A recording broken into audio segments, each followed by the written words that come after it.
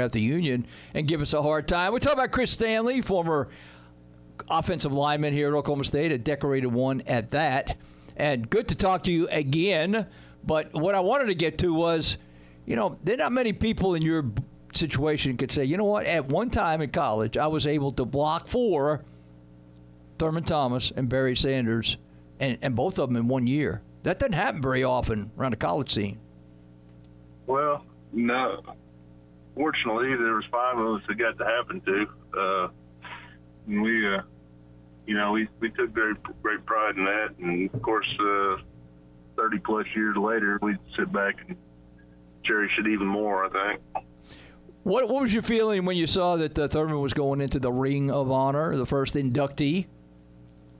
It was long overdue. Thurman was a tremendous ball player, a tremendous person, and everything. And that honor should have been given to him many years ago. And it's sad that it happened this year when crowds have to be regulated and everything like that. But it's something that needed to be done, and just glad that they finally got it done.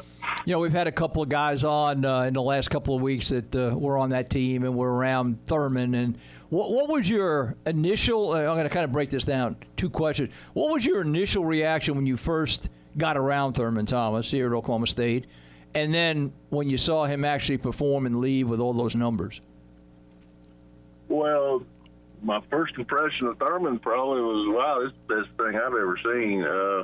I played middle-class football here in Oklahoma, and never seen that caliber of an athlete, especially a tailback, that could do the things that he did. And then what did he get, 5,000 career yards or something? Yeah, that's right. That's a long ways, and I just feel blessed that I had the opportunity to account for some of them, help him to account for some of them. So we've talked many times on this show about the relationship that Barry had with the War Pigs, and obviously you were one of those. What kind of relationship did Thurman have with his offensive line, even in the early going? Of course, when Thurman started playing his freshman year, right. And I'd redshirted that year, so I can't take any credit for any of those yards. But you will now, though. Yeah, okay. Yeah. I think every tailback that that's got that went brain locked there for a minute. But any tailback that's that caliber, I think they appreciate the guys up front and know that you got to take care of those guys or they won't take care of you. Well, yeah, that's kind of the truth of the matter on all levels of football.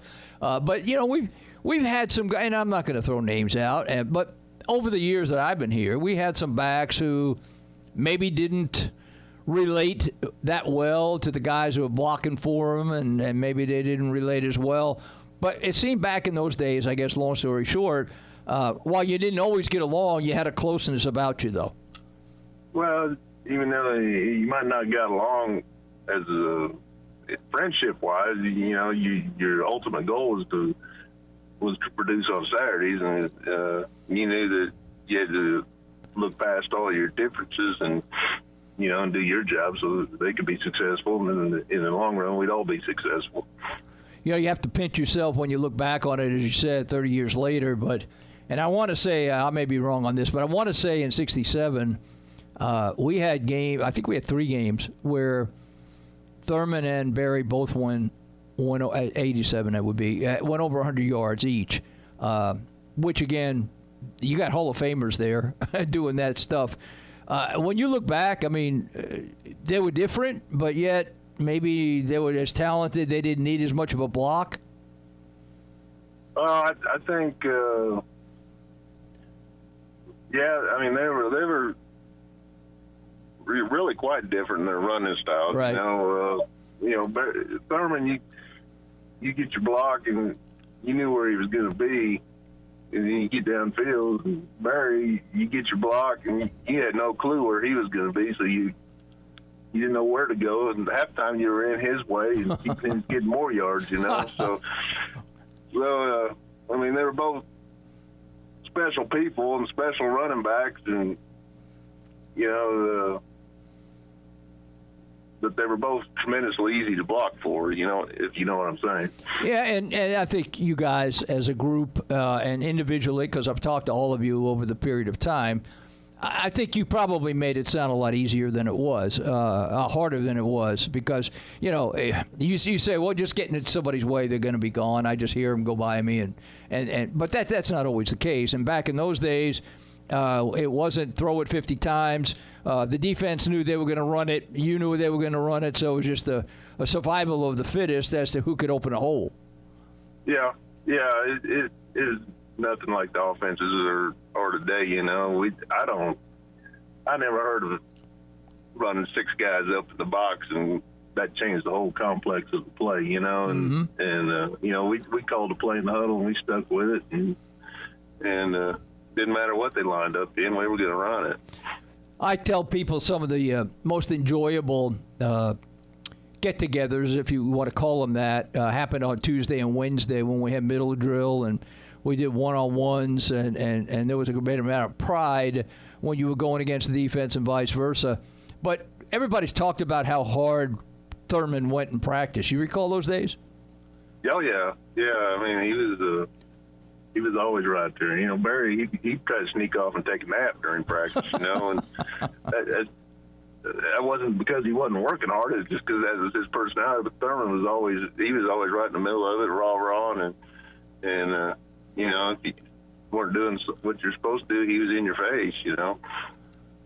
I got to ask you this, too, because back in those days, and I kind of sit back and grin a little bit when I hear, you know, media, everybody knows who the offensive linemen are now, whether you're playing a lot, if you're a reserve, if you're injured. They know who the offensive line coach is.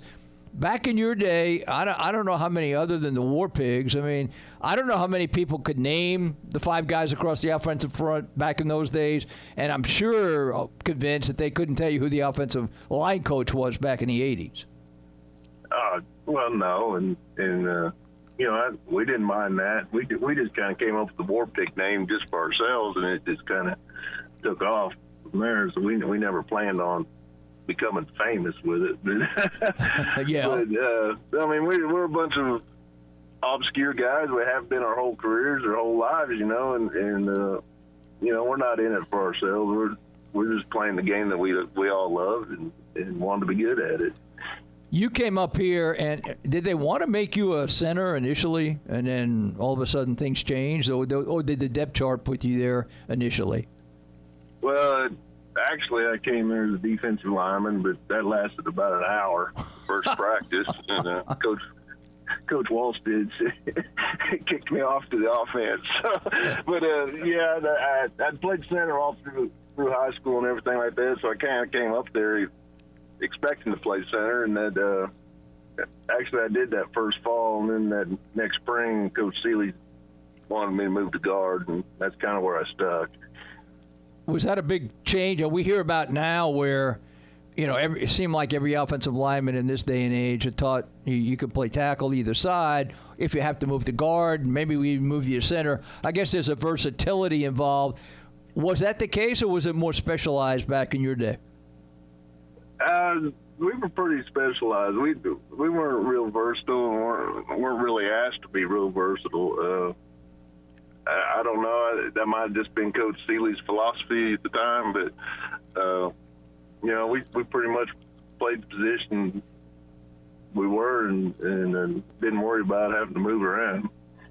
Did you get many movement? I mean, were you asked to go from one side of the line to the other and at least understand what's going on over there in case we need you? The way we based our offense, you know, you could have played everything because the calls were all the same, just depending on which way the play was going. But no, I mean, Coach Seeley, he he said, "You're a left guard," and that's where I stuck, you know, and never asked me to move over to the right side or anything, you know. Do you find that somewhat interesting now, where you read and hear about it? I mean, Oklahoma State, not the only school, obviously, who does it, but it just seems that offensive linemen are asked to practice at different spots and be available to go in case of injury or COVID, like we have right now. Is that good? I think that's good to have that versatility, isn't it? Yeah, I don't see a problem with it. I'm thankful I never had to play tackle. but no, I think that's probably good, and it probably helps them be more valuable to the next level, you know, if they can play more than one position. What was Seeley like? He went on to have a nice career in the NFL. I think he kind of specialized a little bit in special teams, if memory serves me correctly. And you were telling me I think he retired here recently. But what was he like as a college coach? Because this coaching staff that you saw here at Oklahoma State, I mean, it's kind of star-studded. Yeah, we thought he was smarter. We always thought he'd be a head coach or an offensive coordinator someday. You know, we never really expecting him to get into special teams that much, but you know, he would just he was so smart in getting us in the right schemes and stuff like that, you know, and he made everything real simple for us, but at the same time asked us to do a lot. You know, I'm looking at the coaches here as you were talking. And not just staying on one side of the football, but I'm going to go down the line. Just on that 87 team alone, Wallstead, we see George from time to time, Lewis Campbell, who was defensive coordinator, Houston Nutt, wide receiver coach, Larry Coker, for crying out loud, offensive coordinator, Johnny Barr, who's been on this staff several times. You mentioned Seeley, Shimmick, Kenny Pope, and the guys who were assistants, if you will, Brent Guy, who went on to be a head coach. You know, there was a lot of talent on this coaching staff, for dang sure. Yeah. You know, and the thing that amazes me is how young they were, because we thought they were old crusty coaches then, you know, and yeah. Now 30 years later you realize, well, they were younger than I am now, you know, and but no, a lot of them went on and had head coaching careers and were all successful in college or even at the next level. Do you run across many of these guys or stay in contact with them now that you're in private business? No, I don't keep up with any of them. I've seen Coach Wallstead a couple times. I've seen Coach Jones a couple times. I'm friends with Brent's guy's sister, lives here in Yukon, and I know her and keep up with him just by word of mouth, you know, and but other than that, I've kind of lost track of it. I haven't talked to Coach Seeley since probably early 90s. Who was the biggest influence as far as a player was concerned for you when you got up here as a youngster at Elk City? Was there one guy you leaned on a little bit?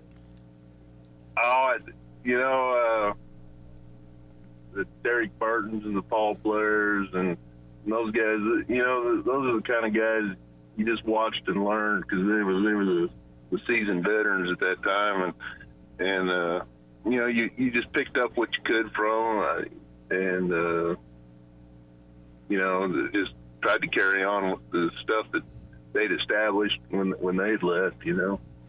You were part of a couple of magical seasons, to say the least. The 88 season, obviously, with Barry, but you know, it began before then, and I was amused. I was looking in the media guide.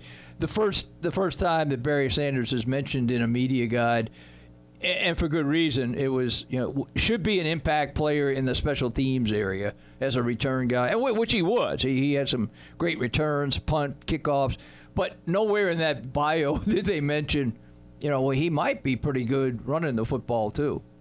Yeah. Well, of course, you know, we saw him every day, and we knew what kind of talent he had. I don't know if even we realized what was going to happen. You know, he was a special athlete and special person, and you know, I think I'm not going to say he took the world by surprise, because we saw him be an All-American punt returner in '87. You know, right. So we knew that, but you know, I don't know if anybody really had the foresight to think this guy's going to win the Heisman Trophy in '88. You know. Who was the toughest guy that you had to go against in practice every day of the week? And middle drills were real middle drills back in those days. But who was the toughest guy on the defensive side wearing an Oklahoma State helmet that you had to face every week?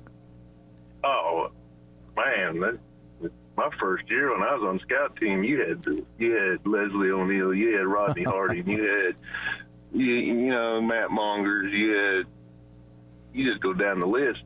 And, you know, those are the guys that taught me that my first year on the scout team how to survive, you know, how to play Big 8 football. And you know, they're all very talented in what they did, and they're all freakish athletes, you know. And, I mean, of course, Leslie's, you know, what was he, a 2-time, 3-time All-American, you know, and Big John, you know, he's the size of Mount Everest, you know, you know, and I mean, they're all, to say anyone was tougher than the other, I don't know if you could. But. I remember when you guys used to pair off, you know, when you were doing one-on-one drills, and you had to go against defensive linemen, and you know, those were pretty brutal drills. They got you better. Some you won, some you lost, but that would toughen you up in a hurry, I would think, there as you kind of went onto the corner of the grass field over east of the Gallagher and did your thing.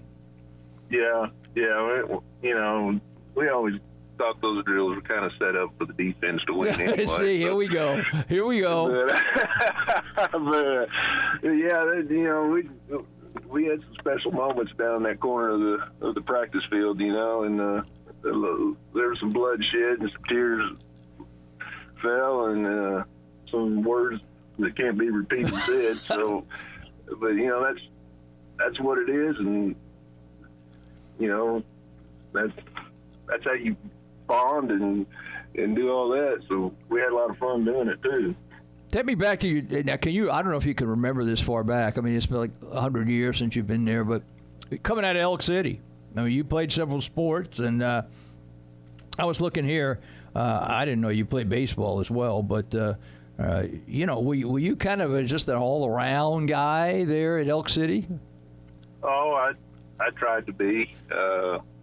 You know, actually, I only lived in Elk City my junior and senior year. My mom remarried, and I moved to Elk City. You know, I grew up in central Iowa. Okay. Before that, and so you know, I'd always played baseball, and I was big into wrestling. I really, that was my sport. And of course, when I moved to Elk City at the time didn't have wrestling, so I was kind of heartbroken over that. But so I tried to, you know, I tried to participate in everything and tried to be good at most things. I was a pretty good baseball player until my eyesight started to go. Then I had to get glasses, but I was too macho to wear glasses. What position did you play in baseball? What position? Oh, I caught a little bit, and I played a little bit of first base. It helps to be able to see when you're at first base. I mean, it really does. Yeah, it does. Finally, I realized I had to give in and wear glasses, but by then it was too late. Take me back to your recruiting. How did you get up here to Oklahoma State? Who came to see you? What kind of were you stunned when you were offered? What was the deal? Well, yeah, of course, growing up in Iowa, my dad had played for Iowa State, so I was always a Big 8 conference fan, you know, and Coach Jett recruited me, and Coach Campbell, he's still around Stillwater. I see him a lot, and you know, as far as, you know, I was recruited by Tulsa and Oklahoma State, and Wichita State still had football at that time, and OU and Arkansas and Minnesota, and I don't know. Stillwater just kind of fit my persona, and that's where I wanted to be. Do you recall when you actually got the offer that, hey, we're going to give you a scholarship, come up here? Because in this day and age, as you well know, because you keep up with it from afar, but recruiting is, I'm not so sure kids don't recruit themselves anymore with social media and all that, but back in your day, and I'm not putting you back in the caveman days, but they had to come see you, and they had to come find you, and they had to call you. It wasn't constant contact like they have now. No, it was, I remember sitting in Coach Johnson's office, and he offered me a scholarship, and I said, well, I promised my mom I'd come home and talk to her about it. Mm-hmm. But I knew right then that that's where I wanted to be, and so the minute I got home, I turned around and called him up and said, I want to be a Cowboy. And I took all my trips, different places, everything like that, and it was an easy decision for me that I knew I was going to go to Stillwater. Everybody, I don't care who they are, has a day or two where they go back to, back in your day, you go back to the dorm, and you might have had a less than good day on the field, and you might have the coaches chirping at you from start to finish, where you go, man, this sounded like a pretty good idea at one time, but I don't know if this is really a good idea. Did you have to fight any of those moments off when you were young? No, I never did. I've seen a lot of people do that, and I've seen a lot of people leave and regret it forever. I was having the time of my life. I was living my dream, and that thought never crossed my mind. I can honestly say that. Well, that's good, because it's probably about 50-50 from the people I've talked to over the years. Some who just said, I'm out of here, and then the other ones who said, the tougher it gets, the tougher I'm going to be, and I'm staying, and this is what I want to do. In the time we got left, you follow Oklahoma State from a distance, just an offensive line for a number of reasons, injuries, people left, has kind of been in the forefront of discussion. What's your take on the first two games? Well, I didn't think the first game was very pretty. I don't know if it's guys that hadn't been out there or what, but I thought they improved pretty good last week, and I look for them to improve more this week. I think I don't know the coach. I hear good things about him, and been a lot of places and produced a lot of quality players. So I don't think that's the problem, and I think it's probably just kids getting their ears wet. That's going to take a little bit. Yeah, if there's anybody who can relate to that, it's you. You just can't just jump out there and dominate as a high school freshman one year and just go out there, and that's a position that takes a lot of physical maturity before you can even feel confident, I would think. Well, yeah, you're asking an 18, 19-year-old kid to come out there and block a man, and that, there ought to be a time there when you have to adjust, and asking a young kid like that to do that, he's just not physically and mentally ready yet.